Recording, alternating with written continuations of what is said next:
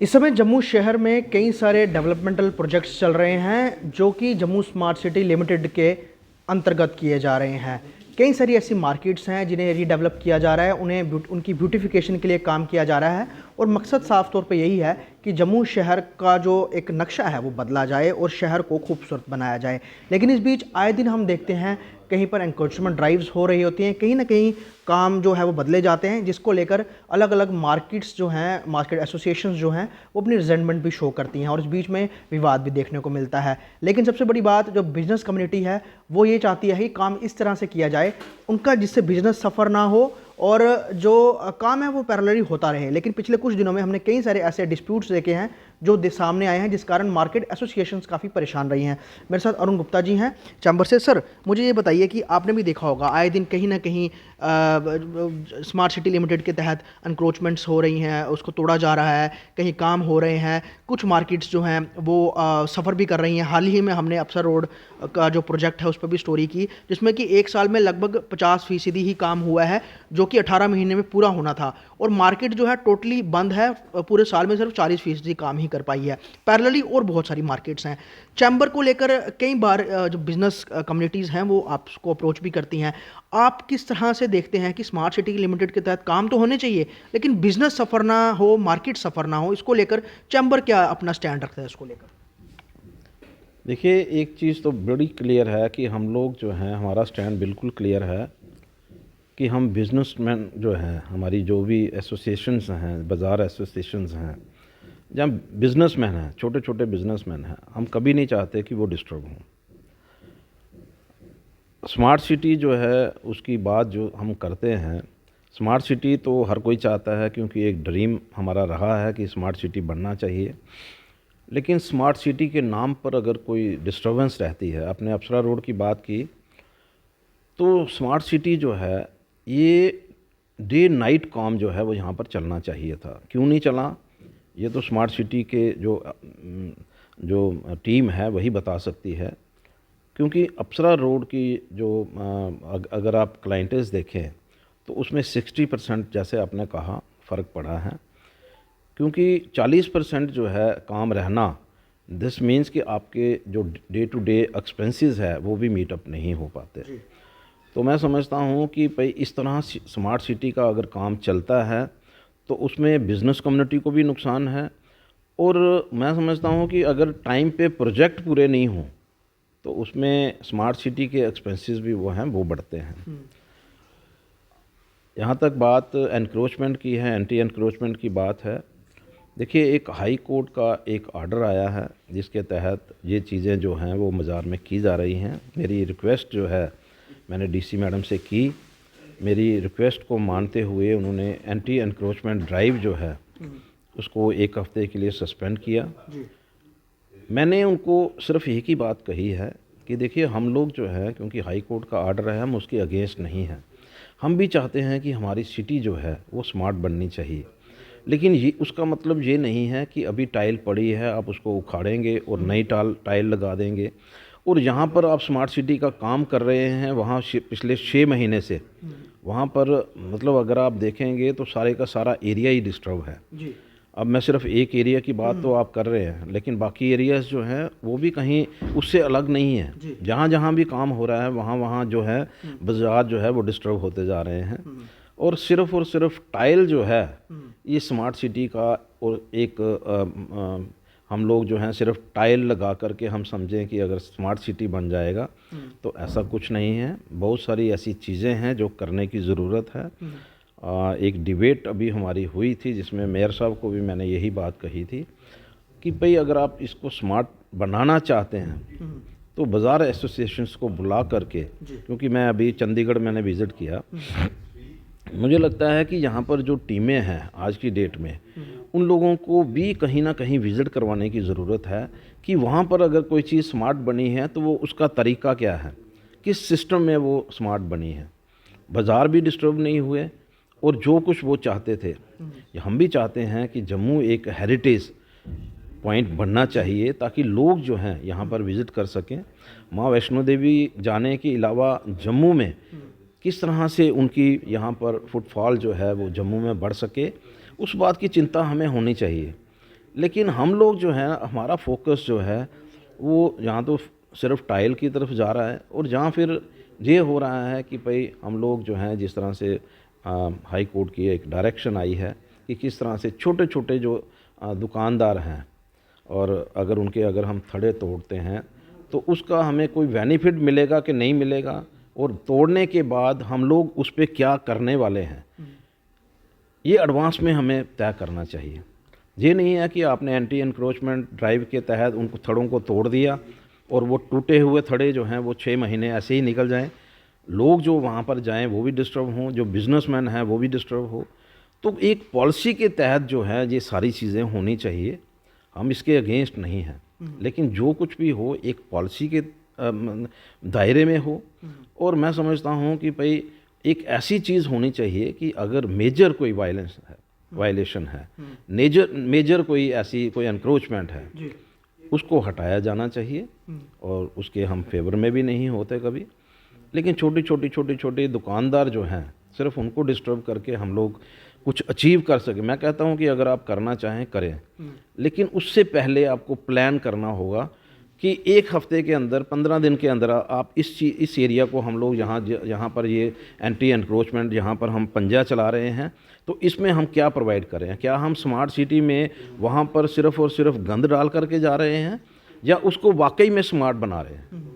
अगर कहीं तोड़ा है तो तोड़ने के बाद हम कोई प्लान लेकर के चल रहे हैं, या सिर्फ तोड़ना ही हमारा प्लान है। ये दोनों चीज़ें जो हैं वो साइमल्टेनियसली चलनी चाहिए। और मैं समझता हूँ कि भाई जिस तरह से यहाँ पर प्रोजेक्ट चल रहे हैं, आने वाले दिनों में इसका हमें बेनिफिट भी होगा। अभी की तवी रिवर फ्रंट जो है ये 2015 में उस समय की बीजेपी पीडीपी गवर्नमेंट की तरफ से यहाँ पर अप्रूवल इसका लाया गया था। आज ये प्रोजेक्ट भी स्मार्ट सिटी के अंदर है।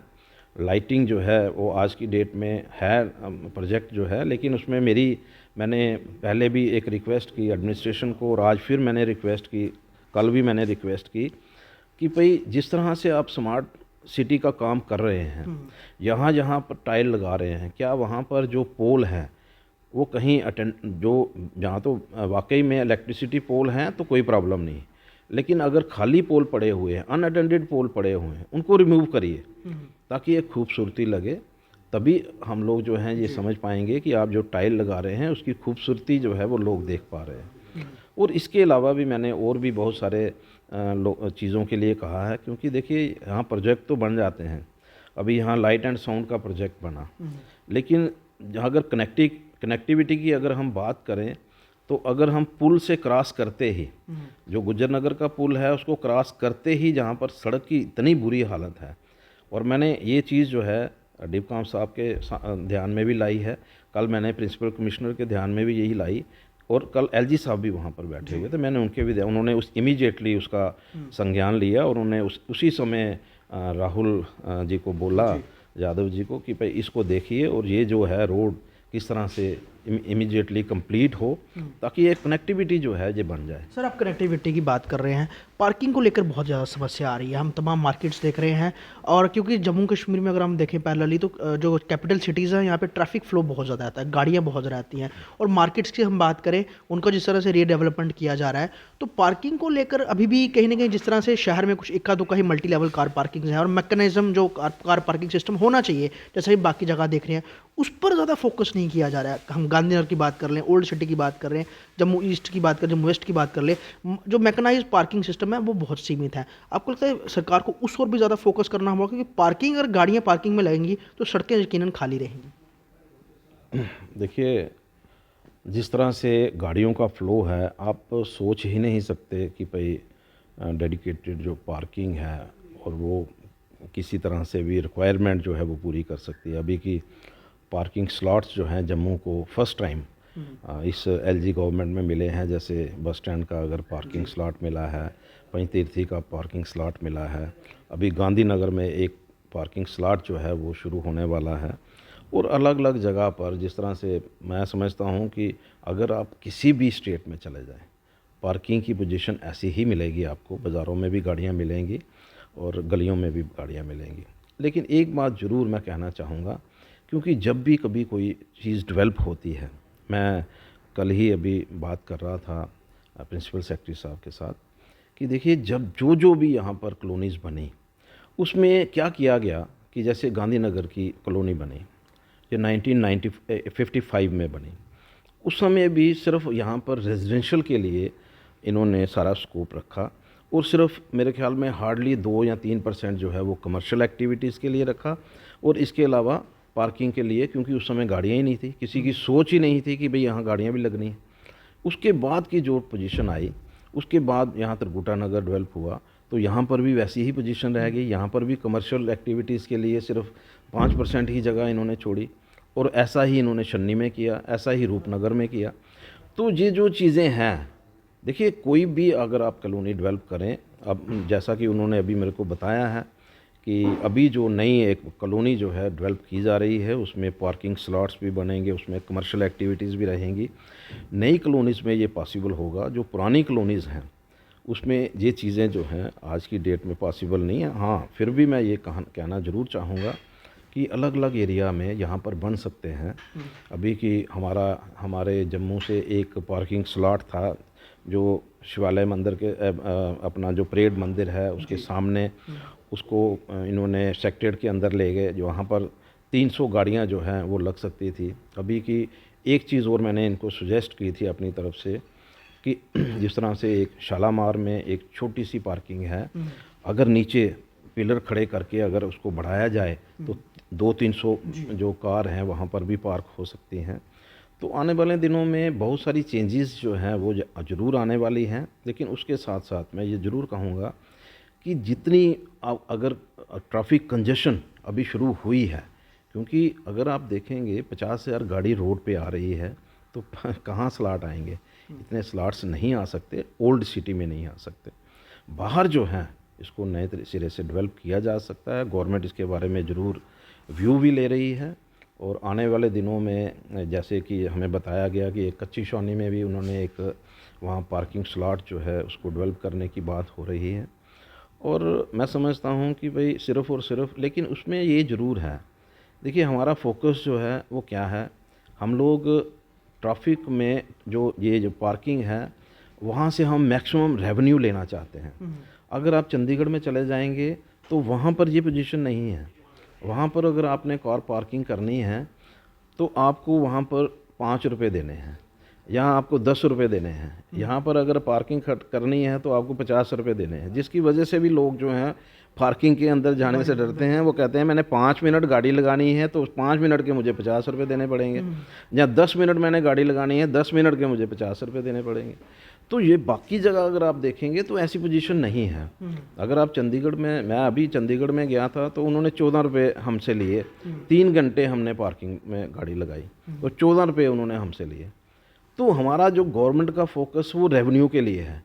हम ये चाहते थे कि नई चीज़ें जो है डेवलप करने के लिए रेवेन्यू इकट्ठा करना, उसके लिए बहुत सारे और भी चीज़ें। अब जैसे बाहू प्लाजा में यहाँ पर पार्किंग दी हुई है, यहाँ 30 रुपये 1 घंटे के ले रहे हैं, तो कोई इतना मतलब मुझे नहीं लगता है कि भाई इस तरह का एक टेरर सा खड़ा हो गया हुआ है पार्किंग के लेकर के, तभी लोग जो हैं दाएं बाएं खड़े करते हैं। किसी को भी अगर 10 रुपये देने पड़े तो कोई पीछे नहीं हटता, लेकिन 5 मिनट खड़े होने के किसी को 30 रुपये देने पड़े तो लोगों को लगता है कि यार ये गलत है, और वाकई में गलत है।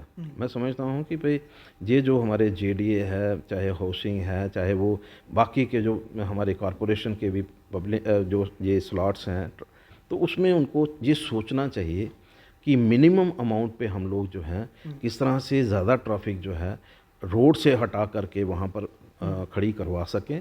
उसके बारे में ज़रूर इनको चिंता करनी चाहिए, ना कि ये करना है कि हमें रेवेन्यू पूरा लेना है और उसके बाद जो वहाँ का जो कॉन्ट्रैक्टर है वो जो मर्जी करे, जो अपनी मर्जी से करे। तो ये चीज़ें जो हैं कहीं ना कहीं गवर्नमेंट को भी सोचनी चाहिए, वैसे पब्लिक को भी सोचनी चाहिए, और कोशिश यही रहनी चाहिए कि रोड जो है, रोड क्लियर होने चाहिए, लेकिन वहाँ प्ले ग्राउंड नहीं होनी चाहिए। मासिस का जो है आना जाना जो है वो रहना चाहिए, फुटफॉल जो है वो बढ़ना चाहिए। अगर किसी सिस्टमेटिक ढंग से वहाँ पर रहना चाहिए। और हमारी कोशिश जो है, हमारी सोच जो है वो इसी बात को लेकर के है कि गवर्नमेंट जो है वो थोड़ा सा पब्लिक की फैसिलिटीज़ के बारे में सोचे, और पब्लिक जो है वो ये ज़रूर सोचे कि भाई आने वाले दिनों में हम कोई कारण ना बने जिसमें हमारी वजह से बाकी पब्लिक जो है वो कहीं हरास हो। धन्यवाद सर। तो साफ तौर पे हमने बात करने का प्रयास किया है उन मसलों को लेकर जिसको लेकर मार्केट एसोसिएशंस जो हैं वो आए दिन उलझती हैं एडमिनिस्ट्रेशन के साथ। वहीं जो जम्मू स्मार्ट सिटी लिमिटेड के तहत काम हो रहे हैं वो होने चाहिए, लेकिन उसको इस तरह से किया जाए कि वहाँ पर वो मैस ना फैले। अगर आप कुछ डिगिंग करते हैं, कुछ भी कंस्ट्रक्शन शुरू करते हैं तो जल्दी तय समय पर वो होना चाहिए। लेकिन जिस तरह से फिलहाल काम की गति चल रही है, कई प्रोजेक्ट्स डिले चल रहे हैं, कई जगह मैन पावर की शॉर्टेज है और कई जगह जो प्रोजेक्ट्स हैं वो अभी प्लान किए जा रहे हैं, लेकिन जो एग्जिस्टिंग प्लान्स हैं उनको देखकर लोग घबराए हुए हैं। इस बीच जम्मू स्मार्ट सिटी लिमिटेड जो जम्मू स्मार्ट बनाने के काम में लगी हुई है उस पर लोगों का काफ़ी फोकस भी है और उनके काम पर चैम्बर भी नज़र बनाए हुए है। जम्मू से ख्वाहिश पटेल की रिपोर्ट।